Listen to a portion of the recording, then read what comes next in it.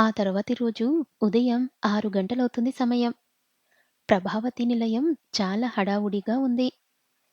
ఆ ఇంటికి పూలదండ, విద్యుత్ దీపాల అలంకరణలు చేస్తున్న వారి హడావుడితో ఆ రోజుటి ప్రత్యేకత మరింత పెరుగుతున్నట్టుగా ఉంది. ఆద్రిజ బెడ్‌రూంలోకి వచ్చారు సుందరరామరాజు గారు. అప్పటికే స్నానం చేసి నిండుగా చీర కట్టుకొని డ్రెస్సింగ్ టేబుల్ ముందు ముస్తాబవుతుంది ఆద్రిజ. లోపలకు వచ్చిన ఆయన ఆద్రిజని చూస్తూనే many many happy returns of the day రా నాన్న అని ఆప్యాయంగా అన్నారు. థాంక్స్ డాడ్ అంది ఆద్రిజ. ఓకే. నువ్వు రెడీ అయ్యి హాల్లోకి రారా అని వెళ్ళబోతూ సందిగ్ధంగా ఆగారాయన. ఆద్రిజ మళ్ళీ మేకప్ వేసుకోవడంలో మునిగిపోయింది. డ్రెస్సింగ్ టేబుల్ మిర్రర్‌లో కనిపిస్తున్న ఆద్రిజ మొఖాన్ని చూస్తూ, అరే ఆద్రిజ, మనం పూజితని సాయంత్రం పార్టీకి పిలుద్దామా? ఆహా! అది కాదు. ఆ అమ్మాయిని ఇన్వైట్ చేసి ఫంక్షన్ అయిపోయిన తర్వాత గట్టిగా మందలిస్తే ఇంకా ఎఫెక్టివ్‌గా ఉంటుందేమో అని అంటూ కూతురి ముఖంలో కనిపిస్తున్న రకరకాల భావాల్ని బట్టి సందేహంతో నిదానంగా అడిగారాయన. What are you asking dad? నా బర్త్‌డేకి నా ఎనిమిని పిలుస్తున్నావా? అని గిరుక్కున వెనక్కి తిరిగి తండ్రి వంక కోపంగా చూసింది ఆద్రిజ. అది కాదురా నాన్న, మన స్టేటస్‌ని చూసి ఈ అట్మాస్ఫియర్‌కి భయపడి ఆ అమ్మాయి కూల్‌గా సైడ్ అవుతుందేమోనని అంటూ వివరణ ఇవ్వబోయారు సుందరరామరాజు గారు. ఎనఫ్ డాడ్, నేను బర్త్‌డే చేసుకోవడం మీకు ఇష్టం లేనట్టుంది అనేసి కోపంతో చరచరా ఆ గదిలో నుంచి బయటకు వెళ్ళిపోయింది ఆద్రిజ. మళ్ళీ ఓసారి పూజితని చూడాలని బలంగా అనిపిస్తుంది సుందరరామరాజు గారికి. ఈ రోజు సాయంత్రం గ్రాండ్‌గా చేస్తున్న ఆత్రిజ పుట్టినరోజు ఫంక్షన్‌కి పూజితని కూడా ఆహ్వానిస్తే ఆమెని చూడాలన్న కోరిక తీరుతుంది అనుకున్నారాయన. అందుకే పూజితని బెదిరిద్దాం అన్న వంక పెట్టి ఆద్రిజని అడిగి చూశారు. కానీ ఇక అది జరగదని అర్థమైంది. గబక్కున ఏదో గుర్తొచ్చినట్టుగా కోటు జేబులో చేపెట్టి చేతికి తగిలిన దాన్ని తడిమి బయటకు తీసి అపురూపంగా దాని వంక చూశారు సుందరరామరాజు గారు. నలిగి నల్లబారిన ఆ ఫోటోని చూస్తుంటే ఏవేవో జ్ఞాపకాలు ఆయనలో ముసురుకుంటున్నాయి. ఉదయం 7 గంటలవుతుంది సమయం. లేత వంగుపువ్వు రంగు చీరలో నిండుగా విచ్చుకున్న తూటపూల గుత్తిలా తేజం నింపుకొని ప్రశాంతంగా ఉంది పూజిత. పుట్టినరోజు నాడు అమ్మవారి దర్శనం చేసుకుంటే మంచిదని కూతుర్ని తీసుకొని కనకదుర్గమ్మ ఆలయానికి వెళ్ళాడు రాఘవ. దర్శనం చేసుకొని తండ్రితో కలిసి గుడిలో నుంచి బయటకు వచ్చింది పూజిత. రాఘవ ప్రసాదం తెస్తానంటూ కౌంటర్ వైపు వెళ్ళాడు. తండ్రి కోసం చూస్తూ అద్దాల మండపం వద్ద కూర్చుంది పూజిత. అటూ ఇటూ చూస్తున్న ఆమెకి దూరంగా ఓ ఆహార్యం ఆకర్షించినట్టుగా అనిపించింది. పరిశీలనంగా చూసిందామె. నిలబడిన రాతి గోడల కాటన్ చీర కుచ్చులు నిటారుగా ఉంటే రాయించాల నడిచి వస్తుంది తనుష. ఆమెని చూడగానే పూజిత కళ్ళు ఆనందంతో మెరిశాయి. చకచక ఆమె దగ్గరికెళ్ళి బాగున్నారా అని చిరునవ్వుతో పలకరించింది.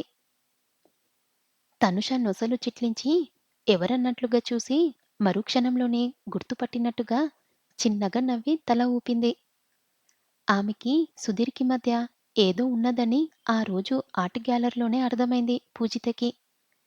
అదేంటో క్లారిటీగా తెలుసుకోవాలని సుధీర్‌ని అడిగితే ఏమీ చెప్పలేదతను. అందుకే దాన్ని ఇప్పుడు తనుష ద్వారా ఎలాగైనా తెలుసుకోవాలని ఉంది ఆమెకి. దానికి నాందిగా మీరు మా సుందరన్నయ్య క్లాస్‌మేటా అని అడిగింది పూజిత. గర్భగుడి వైపు నడుస్తూ అవునన్నట్టుగా తల ఊపింది తనుష. తనుష, సుధీర్ మధ్య ఉన్నది లవ్ స్టోరీనో కాదో తనుష నుంచి తెలుసుకోవడానికి రివర్స్‌లో వెళ్తే ఎలా ఉంటుంది అని ఆలోచిస్తూ వెంటనే అయితే మా అన్నయ్య చెప్పినట్టు మీరు తనకి లవర్ అన్నమాట అని ఆలోచిస్తున్నట్టుగా అంది పూజిత. నడుస్తున్నదల్లా ఒక్కసారిగా ఆగింది తనుష. పూజిత ముఖంలోకి చూస్తూ ఇంకా ఏం చెప్పాడు మీ అన్నయ్య అని సూటిగా చూస్తూ అడిగిందామె. ఇంకా ఏం చెప్పాడు అంటుందంటే ఖచ్చితంగా వీళ్ళిద్దరి మధ్య ఎన్నో జరిగుండాలి. ఇప్పుడు తనుషకి ఏం చెప్పాడని చెప్పాలి అని అనుకుంటూ దిక్కులు చూసింది పూజిత. ఇంకేం చెప్పాడు సుధీర్? తన తప్పేం లేదు. అంతా మనోజే చేశాడని చెప్పాడా? అని కోపంగా అడిగింది తనుష. ఆమె నోటి వెంట మనోజ్ పేరు వింటూనే కంగుతింది పూజిత. వెంటనే మనోజా? అని ఆశ్చర్యంగా అంది. సుధీర్‌కి మీకు మధ్యలో మనోజ్ ఏంటి? అని కుతూహలంగా అడిగింది. నేను లవర్‌నని చెప్పినవాడు మిగిలినవేం చెప్పలేదా? అందామె రోషంగా. ఏం చెప్తే ఏం తంటనో అనుకుంటూ తల అడ్డంగా ఊపి, అన్నయ్య ఎప్పుడూ అంతే. అన్నీ సగం సగం చెబుతాడు. ప్లీజ్ తనుషా! ఏం జరిగిందో వివరంగా చెప్పు అని బతిమాలుతూ అడిగింది పూజిత. ఇప్పుడు నేను మనశ్శాంతిగా గుడికి వచ్చాను. దాన్ని పోగొట్టుకోలేను. మళ్ళీ కలిసినప్పుడు చెప్తాను అని వెళ్ళబోయింది తనుష. ఆమెని అడ్డగిస్తూ, అయితే నీ సెల్ నంబర్ ఇవ్వు. నేనే నీకు ఫోన్ చేస్తాను అని తనుష మొబైల్ నెంబర్ తీసుకుంది పూజిత. తనుష వెళ్ళిపోతున్న వైపు చూస్తూ, ముందు మనోజ్‌ని తనుష ఎవరో, విషయం ఏంటో అడగాలి అనుకుందామె. ఈలోపు ప్రసాదం తీసుకొని తండ్రి రాఘవ రావడంతో పూజిత, రాఘవలు ఇద్దరూ గుడి నుంచి ఇంటికొచ్చేశారు. ఇంటికి రావడంతోనే మళ్ళొకసారి అద్దం ముందుకెళ్ళి అలంకరణ మొత్తం సరిచేసుకొని వచ్చి హాల్లో కూర్చొని మాటిమాటికి తలుపు వంక చూడసాగింది పూజిత. ఆతృత నిండిన ఆమె ఎదురు చూపులు మనోజ్ కోసం. నిన్న సాయంత్రం మనోజ్‌ని పార్కులో కలిసినప్పుడు రేపుదయం వస్తానని చెప్పాడు గానీ ఎన్ని గంటలకి వచ్చేది పూజితతో చెప్పలేదు. ఆమె మనోజ్ వస్తాడని ఎదురు చూస్తుంటే మనోజ్ నుంచి హఠాత్తుగా ఫోనొచ్చింది. సెల్ ఫోన్ పట్టుకొని వరండాలోకి నడుస్తూ తండ్రికి వినబడకుండా ఉండటం కోసం ఫోన్‌కి చెయ్యి అడ్డు పెట్టుకొని, హలో మనోజ్ అని మెల్లగా అంది Poojitha. Happy birthday to you my sweetheart. Many many returns of this memorable day అని తన్మయత్వంగా శుభాకాంక్షలు చెప్పాడు మనోజ్. అతను చెప్పిన విధానానికి మనసులో మురిసిపోతూ, థాంక్ యూ. ఎన్నింటికి వస్తున్నావు? అని చిరునవ్వుతో అడిగిందామె. Hmm. Suspense. Wait and see. ఎదురు చూడడం ఎంత బాగుంటుందో అన్నాడతను. ఓహో!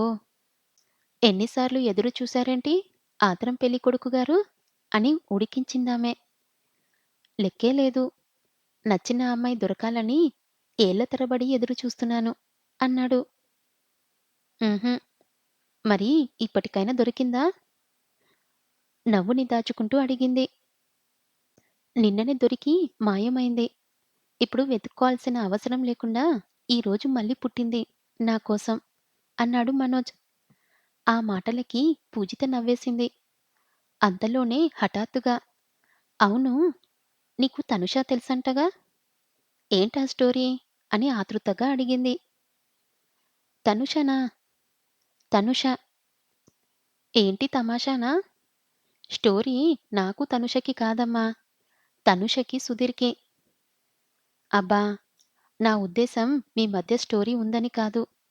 తనుష నీకెలా తెలుసని. మార్నింగ్ గుళ్ళో తనతో మాట్లాడినప్పటి నుంచి టెన్షన్‌తో చచ్చిపోతున్నాను.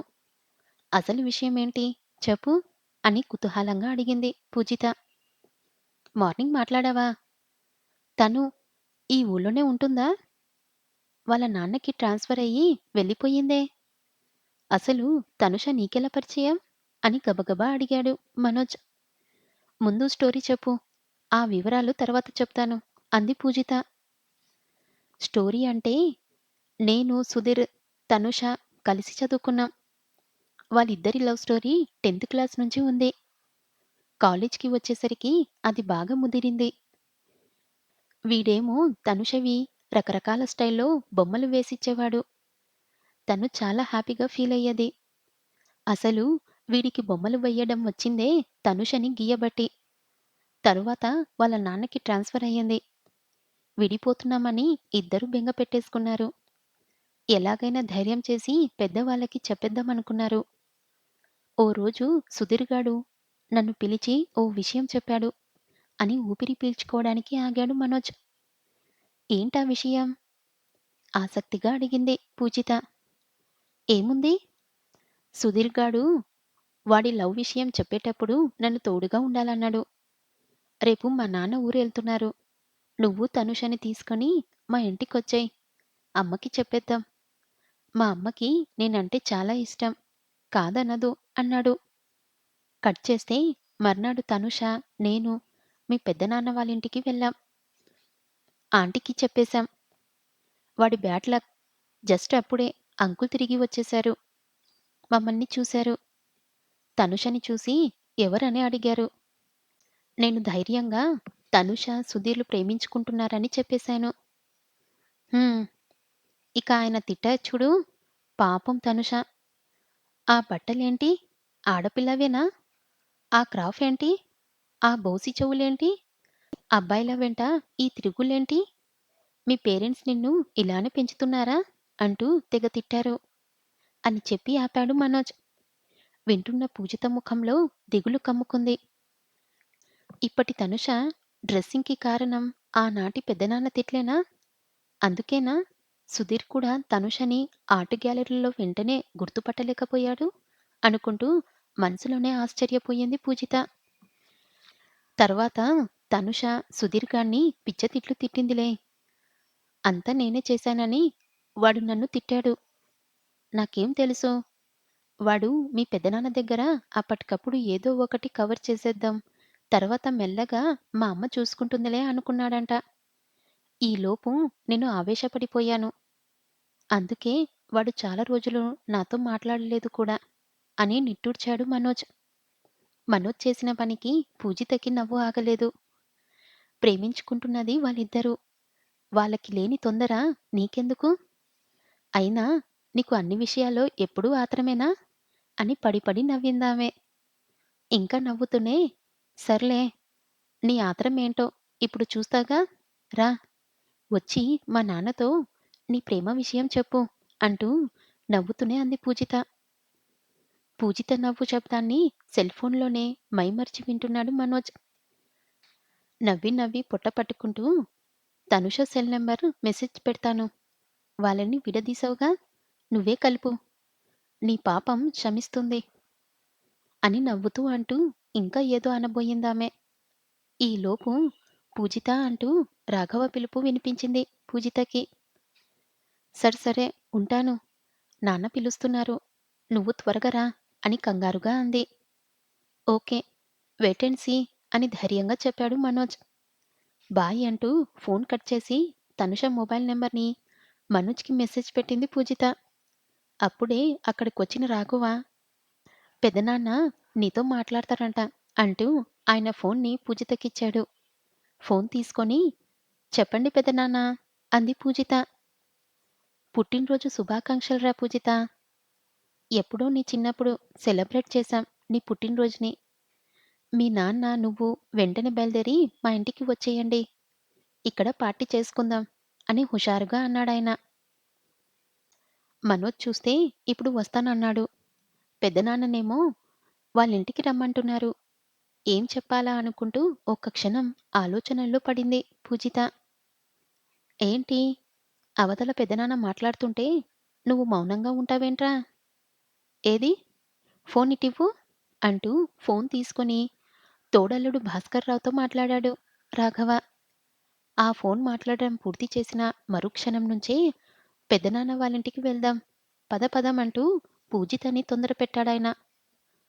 మనోజ్ ఎప్పుడొస్తాడా అని పూజితకి ఆతృతగా ఉంది. ఒకవేళ పెదనాన్న వాళ్ళింటికి బయలుదేరేలోపు రాకపోతే అని నీరసంగానూ ఉంది. అందుకే రెడీ అవుతున్నానంటూ ఆమె గదిలో ఆ చీర మార్చి, ఈ చీర మార్చి కొంతసేపు గడిపేసింది. తర్వాత జడ వేసుకుంటున్నానంటూ వేసుకున్న జడని ఊడదీసేసి, మళ్ళీ అల్లికలేసేసి రకరకాల మోడల్స్‌ని ప్రయత్నిస్తూ ఇంకొంత సమయం కాలక్షేపం చేసింది పూజిత. ఆమె ఆలస్యం చేయడాన్ని చూసి చూసి పూజితా అని పిలుస్తూ ఆమె గదిలోకి వచ్చాడు రాఘవ. పూర్తిగా తయారైనా ఇంకా కూర్చునే ఉన్న కూతుర్ని గమనిస్తూ ఏంటి ఇంకా అలా కూర్చున్నావ్? అయిపోయిందిగా రా అని తొందర పెట్టేశాడు. వస్తున్నా నాన్నా వచ్చేస్తున్నా అంటూ తడబాటుగా లేచింది పూజిత. కాశీ టూర్‌కి వెళ్లి వచ్చిన దగ్గర్నుంచి పూజితని గమనిస్తూనే ఉన్నాడు రాఘవ.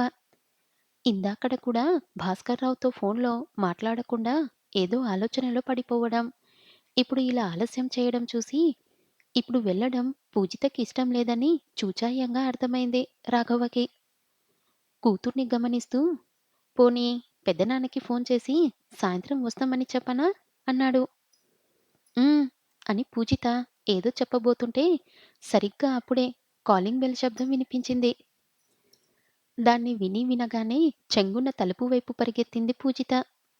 కూతురి కంగారికి నొసలు ముడిచి చిత్రంగా చూస్తూ రాఘవ కూడా తలుపు వైపు అడుగులు వేశాడు. పరుగున వెళ్ళిన పూజిత ఎంతో ఆనందంతో తలుపు తీసింది. ఎదురుగా ఉన్న వ్యక్తిని చూడగానే ఆమెలోని ఆనందమంతా ఒక్కసారిగా తుస్సుమని ఆవిరైపోయింది. ఆ వచ్చినాయన ఎవరో కాదు, ఆత్రిజ వాళ్ళ నాన్న సుందర్రామరాజు గారు. ఒకవేళ మనోజ్ ఈయనను గాని తీసుకువచ్చాడా అన్నట్టు తల తిప్పి ఆయన వెనక్కి పక్కకి చూసింది. ఆమెకి ఎదురుగా నిలబడ్డ సుందర్రామరాజు తప్ప ఇంకెవ్వరూ కనిపించలేదక్కడ. ఎవరు పూజిత అంటూ తలుపు దగ్గరకొస్తున్న రాఘవ గుమ్మం బయట నిలబడిన సుందర్రామరాజు గారిని చూడగానే షాక్ కొట్టినట్టు అక్కడే ఆగిపోయాడు. వెంటనే తేరుకుంటూ ఆయన కంట్లో పడకూడదన్నట్టు గబక్కున పక్కకు తప్పుకున్నాడాయన. కాని అప్పటికే రాఘవ వంక చూసేశారు సుందరరామరాజు గారు. చిరునవ్వుతో 2 చేతులు ఎత్తి నమస్తే అండి అని రాఘవకి చెప్పి పూజితని నేను లోపలికి రావచ్చా అని అడిగారు. ఈయన ఇప్పుడొచ్చాడేంట్రా దేవుడా! మనోజ్ చెప్పకముందే ఈయన అన్ని విషయాలు నాన్నకి చెప్పేస్తే నా పరిస్థితి ఏంటి అని కంగారు పడుతూనే రమ్మన్నట్టుగా తల ఊపి లోపలకు నడిచింది పూజిత. రాఘవకి మాత్రం సుందరరామరాజు గారు తన ఇంటికి ఎందుకు వచ్చాడు అన్న కుతూహలం కంటే, ఆయన తనని ఎక్కడ గుర్తు పట్టేస్తాడు అన్న ఆదుర్తనే ఎక్కువ ఉంది. ఆ ఆదుర్తతో రాఘవ మెదడు పనిచేయడం మానేసింది. ఆయనకు ముఖం స్పష్టంగా కనిపించకూడదని ముఖాన్ని కిందికి వాల్చేసుకున్నాడు రాఘవ. సుందరరామరాజు గారు తల వాల్చుకున్న రాఘవ వంక చూస్తూ, నా పేరు కొసూరు సుందరరామరాజు. నేను బిజినెస్ మ్యాన్ని అంటూ తనని తాను పరిచయం చేసుకున్నారు. రాఘవ ఆయన్ని చూడకుండా అటూ ఇటూ చూస్తూ, అలాగా అండి? మీరు చాలా పెద్దవారు. అటువంటి వారు మా చిన్న ఇంటికి అని సందిగ్ధంగా అంటూ మళ్ళీ తల వాల్చేసుకున్నాడు. అయితే పూజిత మీకు నా గురించి ఏమీ చెప్పలేదన్నమాట. నేను ఆత్రిజకి ఫాదర్‌ని అని అన్నారు సుందరరామరాజు. ఆత్రిజ ఎవరన్నట్టు విస్మయంగా పూజిత వంక చూశాడు రాఘవ. సరిగ్గా ఈ టైంలో ఆయనొచ్చి ప్లానంతా పాడు చేశాడు అని మనసులో తిట్టుకుంటూ తండ్రికి ఏదో ఒకటి చెప్పాలని నోరు తెరిచింది పూజిత. ఆమెకి అంత అవకాశం ఇవ్వలేదు సుందరరామరాజు గారు. మనోజ్ పెళ్లి చేసుకోబోతున్నది మా అమ్మాయి ఆత్రిజనే కదండీ అని గుర్తు చేస్తున్నట్టుగా చెప్పారు. అంతే. పూజిత పళ్ళు బిగపెట్టి సుందరరామరాజు గారి వంక గుర్రుగా చూసింది. సుధీర్ స్నేహితుడి పెళ్లి అని తెలుసుగాని అతని పేరు సరిగ్గా గుర్తులేదు రాఘవకి. ఈ మనోజ్ ఎవరా అని ఆలోచనల్లో పడిన రాఘవని చూసి, మీకు మనోజ్ కూడా తెలీదా? మనోజ్ సుధీర్‌కి ఫ్రెండ్ అండి. సుధీర్ ద్వారానే మనోజ్‌కి పూజిత పరిచయమైంది అని రాఘవకి దగ్గరగా వచ్చి చెప్పారు సుందరరామరాజు గారు. వాళ్ళ అమ్మాయిని చేసుకునే అబ్బాయికి మా అమ్మాయి పరిచయం అవ్వడమేంటి? మొన్న కాశీలో ఉండగా భవాని వదిన సుధీర్ ఫ్రెండ్ పెళ్లి ఆగిపోయిందని చెప్పింది. దానికి ఈయన ఇంటికి రావడానికి ఏమైనా సంబంధం ఉందా? అని ఆలోచిస్తూ తన మొహాన్ని దాచుకోవడం మర్చిపోయాడు రాఘవ. రాఘవకి దగ్గరగా వచ్చిన ఆయన రాఘవ ముఖంలోకి పరిశీలనంగా చూస్తూ, మిమ్మల్ని ఎక్కడో చూసినట్టుగా ఉందండి అని సందేహంగా అన్నారు. చప్పున మళ్ళీ ముఖం కిందకి దించేసుకున్నాడు రాఘవ. తాను ఇంకా ఊరుకుంటే ఈయన విషయమంతా ఆయన సైడ్ నుంచి నాన్నకి చెప్పేస్తారు అనిపించింది పూజితకి. ఈ పరిస్థితిలో మనోజ్ కోసం ఎదురు చూస్తూ ఇంకా ఇంట్లోనే ఉండి నాన్నకి బుక్కయ్యే కంటే పెదనాన్న వాళ్ళింటికి వెళ్ళిపోవడం బెటర్ అని మనసులో నిశ్చయించుకుందామే. వెంటనే సుందర్రామరాజు గారి వైపు అడుగులు వేస్తూ, అంకుల్, మేము బయటకు వెళ్ళడానికి ప్రిపేర్ అయ్యాం. మీతో తర్వాత వివరంగా మాట్లాడతాం.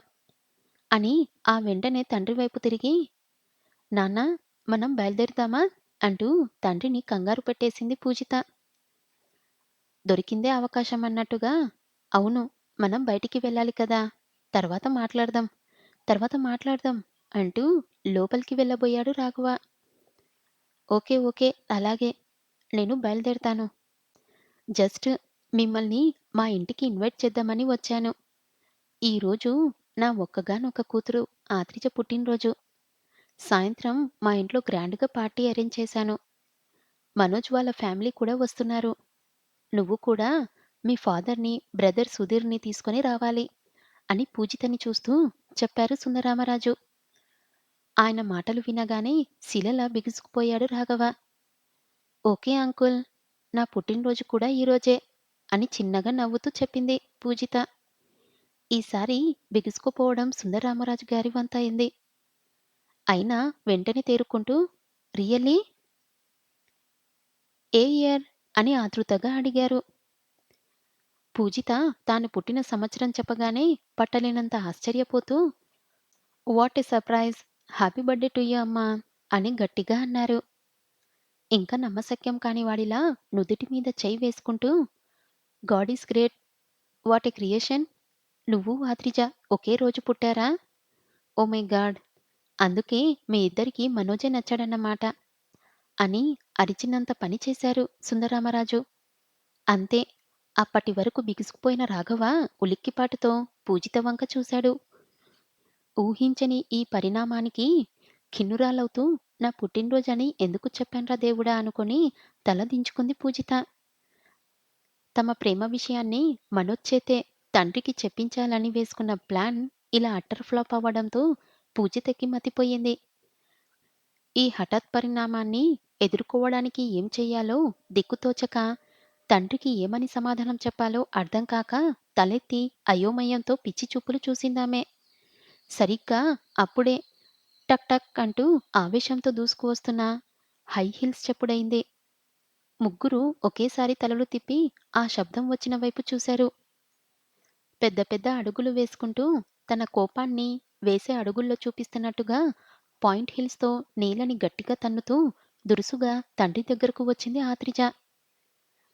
పూజిత వాళ్ళ ఇంట్లో హఠాత్తుగా ప్రత్యక్షమైన ఆత్రిజని చూడగానే సుందరరామరాజు గారు తడబాటుగా పక్కకు పారిపోయే దారులేమన్నా ఉన్నాయా అన్నట్టు అటూ ఇటూ చూశారు. రావాల్సిన మనోజ్ రాకుండా ఒక్కొక్కరుగా ఇంట్లోకి వస్తున్న ఈ రాకుడని వాళ్ళ రాకకి హతశురులై బిత్తరపొయ్యి చూస్తుంది పూజిత. ఈ వచ్చిన కొత్త అమ్మాయి ఎవరా అన్నట్టు ఆత్రిజ వంక ఆసక్తిగా చూస్తున్నాడు రాఘవ. కళ్ళను చిట్లించి కోపంగా తండ్రిని చూస్తూ "హుం, నువ్వు ఇక్కడికి వచ్చావా? ఈవినింగ్ పార్టీ పనులన్నీ పక్కన పడేసి, ఇక్కడ ఈ అమ్మగారిని బొట్టు పెట్టి పిలవడానికి వచ్చావు కదూ" అని సుందరరామరాజు గారిని నిలదీస్తున్నట్టుగా అడిగింది ఆత్రిజ. కూల్ రా నాన్నా కూల్. మనం ఇంటికి వెళ్ళి మాట్లాడుకుందాం పద అని మెత్తగా అన్నారాయన. కొన్ని క్షణాల క్రితం అచ్చం పూజిత ఆయనతో అన్నట్టుగానే. హూం. కూలా? ఎలా డాడ్? నన్ను పెళ్లి చేసుకోబోతున్నవాడు అని తెలిసి మనోజ్‌ని తన చుట్టూ తిప్పుకుంటుంటే దాని మీద నీకు కోపం ఎందుకు రావట్లేదో? ఐ కాంట్ అండర్‌స్టాండ్ డాడ్ అంటూ కోపంతో కస్సుమంది ఆత్రిజ. ఆమె మాటలు వింటూ తాను పూర్తిగా బుక్కయిపోయానని అర్థమై ఇంకా ఏమి చేయలేని దానిలా తల మీద చెయ్యేసుకుంది పూజిత. ఆమె చేతుల్లో లేకుండా జరిగిన దాన్ని ఎంతగా వక్రీకరించవచ్చో అంత ప్రతికూలంగా మొత్తం పూజితే కావాలని చేసినట్టుగా ఉంది ఆత్రిజ చెప్పడం. నిజంలా కనిపిస్తున్న దీనంతటినీ ఎలా ఖండించడం అనుకుంటున్న పూజిత మనసులో దిగులు కమ్ముకుంటుంది.